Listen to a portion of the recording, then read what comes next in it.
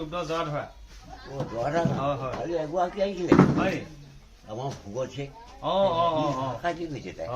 মোৰ নাম মন্টু বৰুৱা আৰু মই অসম গণ পৰিষদৰ পৰা এপি মেম্বাৰ হিচাপে লালিম চাপৰি পঞ্চায়তৰ পৰা এপি মেম্বাৰ হিচাপে মনোনীত আগবঢ়াইছোঁ।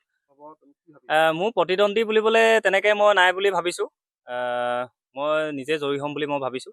মই আচলতে সাংস্কৃতিক জগতৰ লগত খুব জড়িত আৰু প্ৰায়খিনি মানুহে মোক অলপ চিনি পায়।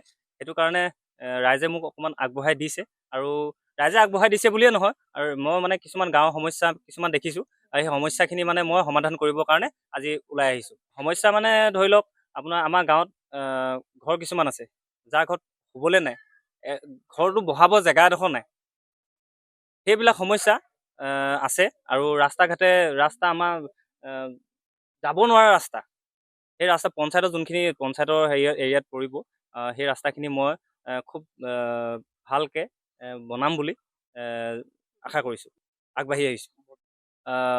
চৰকাৰখনক লৈ আশাবাদী হ'বই লাগিব, কাৰণ তেওঁলোকে এতিয়া চৰকাৰ কৰি আছে। নাজানো তেওঁলোকে কিমান কি কৰে, আৰু মই আগবাঢ়ি আছোঁ। যদি মই জয়ী হওঁ তেওঁলোকক ক'ম যাতে গাঁৱৰ অঞ্চলত যিখিনি অসুবিধা আছে সেইখিনি যাতে সুবিধা কৰি দিয়ে। ৰাইজৰ মাজে মাজে ধুনীয়া সঁহাৰি পাইছোঁ মই, 110% সঁহাৰি দিছে মোক, সেইটো কাৰণে ভালো লাগিছে।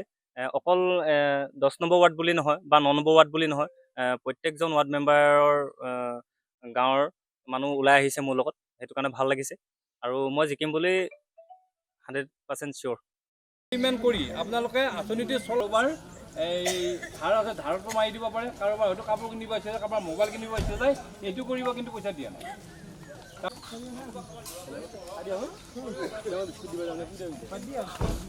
আচলতে প্ৰচাৰ আজিয়ে নহয়, আমি আপোনালোকে গম পাইছে যে আজি এসপ্তাহ আগতেই তেখেতক আমি মিত্ৰজোঁটৰ ফালৰ পৰা আমি এনেকুৱা ধৰণে মানে তেখেতক প্ৰতিষ্ঠা কৰিছোঁ যে আমাৰ গোটেই অগপৰে হওক বা আমাৰ বিজেপিৰে হওক সকলো কৰ্মকৰ্তা লাগি পৰিছে।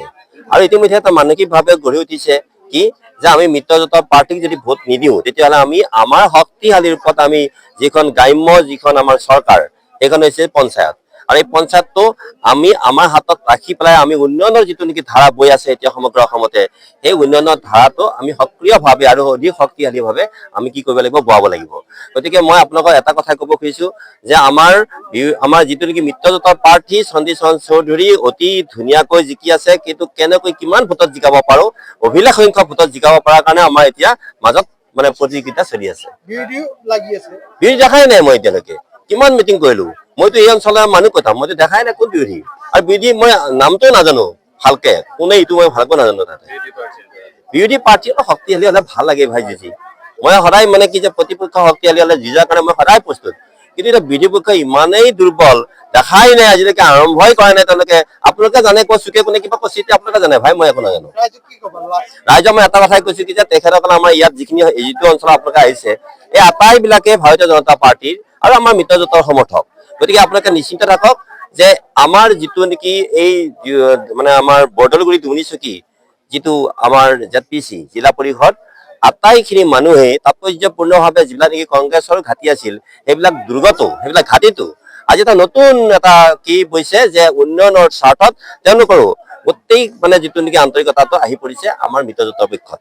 আজি যিখন ইয়াত নিৰ্বাচনী সভা, এই অঞ্চলৰ সমগ্ৰ ৰাইজ আহিছে বিপুল ভোটত মোক জয়যুক্ত কৰাবৰ কাৰণে, আৰু লগতে ইয়াত আমি সন্মানীয় চিপাঝাৰৰ বিধায়ক মহোদয় আছে, আমাৰ দুয়োটা দলৰ জ্যেষ্ঠ কাৰ্যকৰ্তাসকল আছে, আৰু চৰকাৰৰ যিবিলাক মানে মহাচন্ন ৰাইজক মানে উন্নয়ন কৰিব পৰা যিবিলাক আঁচনি, সেই আঁচনিৰ কাৰণে আজি ৰাজ্য চৰকাৰখনৰ লগত আছে। আৰু আমি আপোনালোকক জনাবলৈ পাই সুখী হৈছোঁ যে বৰ্তমান পৰিৱেশত বিৰোধী প্ৰায় শূন্য হৈছে। এইকাৰণে কাৰণ তেওঁলোক এটা শৃংখলাবদ্ধ দল হৈ থকা নাই। বিজেপি আৰু এজিপিৰ যিটো এটা সুন্দৰ স্থিতি আৰু তেওঁলোকৰ যিটো দল পৰিচালনা কৰা, চৰকাৰ পৰিচালনাৰ যিটো এটা ব্যৱস্থা, এই ব্যৱস্থাৰ জৰিয়তে ৰাইজৰ উন্নয়নৰ হকে লোৱা আঁচনিসমূহৰ জৰিয়তে যি ৰাইজ উপকৃত হোৱা বুলি ভাবিছে, গতিকে চৰকাৰখনৰ পক্ষত ৰাইজ আছে। অসমৰ মাননীয় মুখ্যমন্ত্ৰী মহোদয়ৰ বলিষ্ঠ নেতৃত্ব আৰু ৰাজ্যিক বিজেপিৰ সভাপতি দিলীপ শইকীয়া মহোদয় আৰু সন্মানীয় বিধায়ক মহোদয়,